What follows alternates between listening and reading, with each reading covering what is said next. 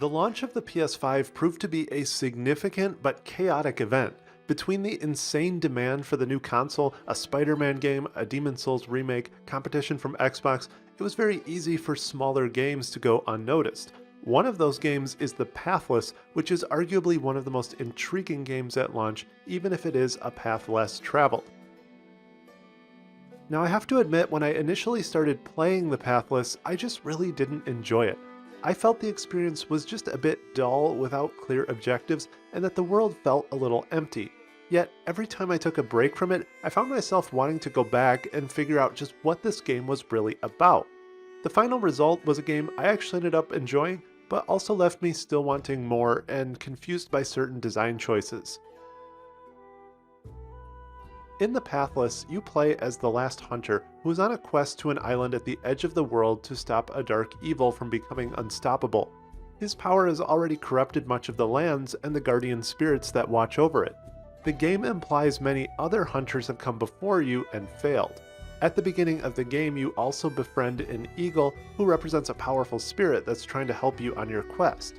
Now, if you've played other titles from Giant Squid, who is the development team, rest assured that this game does have an actual story beyond the highly abstract implications of something like Abzu.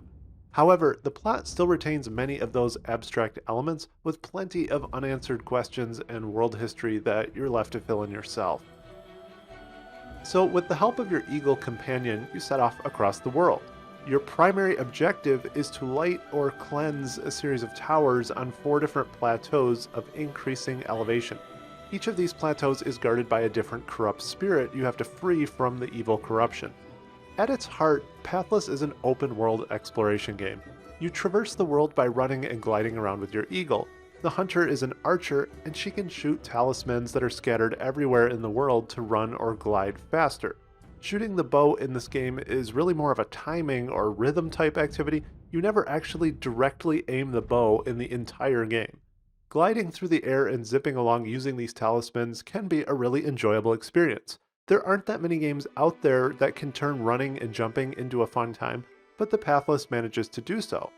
I actually think games like Breath of the Wild, which could become tedious from how slowly Link moves around the world, they could draw inspiration from the movement in this game. Overall, this provides some really enjoyable traversal, but I do wish the game had introduced some form of aiming to add a bit more depth to certain activities like puzzle solving and boss fights. So as you explore the world, you solve small, isolated problems to earn talismans, which can be used to cleanse the towers. Your eagle companion helps you solve these problems by carrying items or moving things that are out of reach. This dynamic of working with the eagle is one of my favorite parts of the game.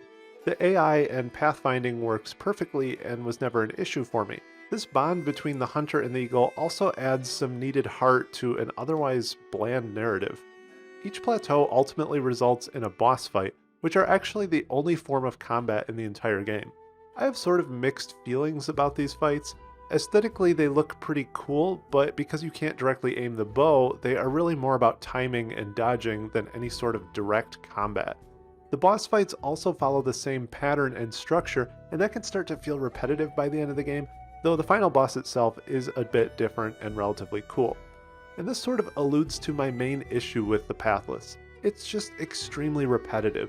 The game itself just feels pathless, as though there are cool ideas scattered around without a substantial game or highly focused vision to ever fully utilize them. The repetitive or meandering style also makes the game both too long and too short at the same time. If you just plow through the main quest, you could probably beat this game in about 4 or 5 hours, and then add a few more hours if you try to complete all the collectibles and such. The game is mostly repetitive because on each of the plateaus you basically do the exact same thing. Solve some puzzles, light the towers, fight a boss. Most of these puzzles are also very repetitive, which almost always involve lighting torches, pressing switches, or shooting symbols, etc. After taking a break from the game, I could barely remember any individual puzzles, they all just sort of blur together. Now, the gameplay and puzzles are still at least interesting enough that if you're looking for a calm, meditative experience, you'll probably enjoy this. I personally like games like this as a stress relief, but I expect some people will probably find the overall experience a little bit dull. Parts of this boredom stems from the fact that it feels like the world itself can't fully decide what it wants to be. The plateaus are relatively empty and repetitive themselves, so outside of the puzzles to collect talismans, there is basically nothing to do. This creates a game that isn't really in the style of Shadow of the Colossus, where the world is entirely barren to further emphasize the boss fights, nor is it like Breath of the Wild, which feels empty but is actually littered with tons of things to do if you look closely. The Pathless is sort of an awkward in-between that I don't think fully works. I think the plateaus both look and feel way too similar to one another, with the exception of the last area, and this all adds to the feeling of repetition. This same concept extends to the story, which unfortunately just isn't that interesting. Personally, I felt like the experience provided too much exposition to be fully abstract or interpretive, but also not enough story to really get me engaged or invested in details. Because the story is fairly weak, for an open world game there just isn't a lot of lore to enrich the world around you. There are skeletons or fallen soldiers lying around the world you can connect with to hear their thoughts, but from what I can tell, most of the dialogue is essentially just gibberish or random thoughts, rather than pieces of a larger narrative. I think a more compelling story context would have really helped flesh out this world better. And that's a shame because the world itself is actually really beautiful. For a game developed by a smaller studio, the Pathless actually looks pretty amazing with long draw distances and sharp visuals and good colors. The art style really draws you in, which is why I wish there was just more to this world. If you really take your time to explore, the plateaus each do have a handful of hidden small areas, caves, and pockets of interesting environments.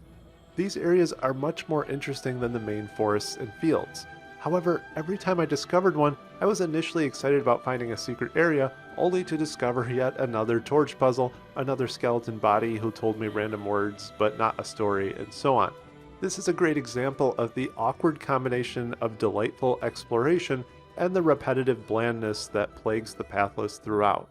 Now, one of the reasons I'm a bit hard on this game is the fact that it's priced at $40.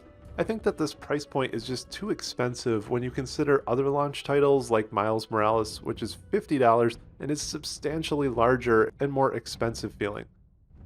If your budget is tight, you might want to look for something with a little more value and replayability, but if you do have cash to spare, you might enjoy this meditative and beautiful glide across a path less traveled. Thanks for watching, and be sure to hit subscribe if you like these types of videos.